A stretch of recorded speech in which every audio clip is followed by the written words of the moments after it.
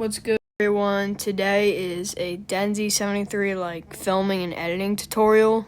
So I'm gonna show you guys how to film your bike better, kind of like this, and how to edit like this. But yeah, let's get into it. Alright, so first what you want to do when you're filming is you want to put your bike up somewhere where it looks really good. So I'm gonna do that real quick. Okay, so I got my bike, angled pretty good. I mean, maybe I could this kind of, don't want it to fall over. But yeah, it looks pretty good. So once you get your bike here, what you want to do is you flip your phone upside down, and then kind of just go over your bike slowly. So what I would say is you got to get your feet kind of angled like this so you have a good grip on the ground, kind of crouch down. And then while you're going over it, use your legs for stability. But what I like to do is I focus on one part. So I always start off focusing on the plate kind of.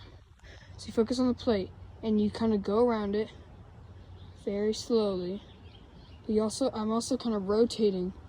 See, if you look at my legs, like that, around it. And then, these are my angles, by the way. You can get any angle you want, but and also I think this looks pretty cool, going over your seat like that, and going from a distance like that. But honestly, it can kind of change with each bike what angle you get on it. But yeah, so all there really is to it is you gotta get your bike set up really nice. Make sure you're on cinematic. I'd say maybe turn the saturation down, whatever you want to do. But yeah, you just gotta make sure your bike looks good. It's in a good place, and then you just go over it slowly. And then another thing to make make sure your quality is really good. I like to edit in CapCut. A lot of whoops, I dropped the phone. But what I was saying is I like to edit in CapCut. Some people don't edit their videos at all. They just YouTube edits it further and stuff. But I think it's better to just edit with CapCut because it really doesn't take any time at all, and it can really just make it so much better. You can improve the quality with CapCut and all that. And yeah, I'll try to show you guys how to do some editing tricks for CapCut.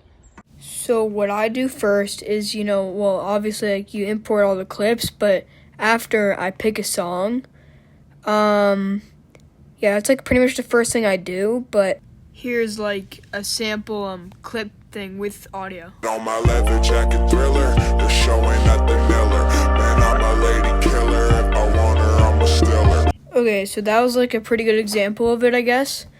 But if you guys notice, it doesn't have to match up with every single beat drop. Sometimes you kind of just go with your gut of where you should just skip to the next clip. But whatever sounds the best, I think. Some people go over it really fast. I think you should do that if you have a bunch of clips, but in this case I don't. So yeah, and now I'll go into the more detailed part of editing. So the first editing trick is zooming. So you have to click on the clip, and then you're gonna see a diamond, and you click on that, and then at the start of the clip, and then go to the end of the clip and click on the end with the diamond again, and then you kind of just zoom in a little bit. And then it's just going to kind of create a little zoom. And then you're just going to repeat that for the next clips. You don't have to add it for every clip, but you can just do that. You just keep clicking the diamond thing. I'll try to circle it so you guys can see it better. But you can just keep going over it, zooming. You have to zoom in manually with your fingers. And then it'll give you a little bit of zoom. Kind of like Ethan MFX does it, I think. I've done it in a couple videos. I don't think it's too necessary. It could be a little bit overboard, but it does look cool. So yeah, we got that, and then I'll go over a couple other editing tricks. But yeah, this is what it looks like. Final result. And yeah.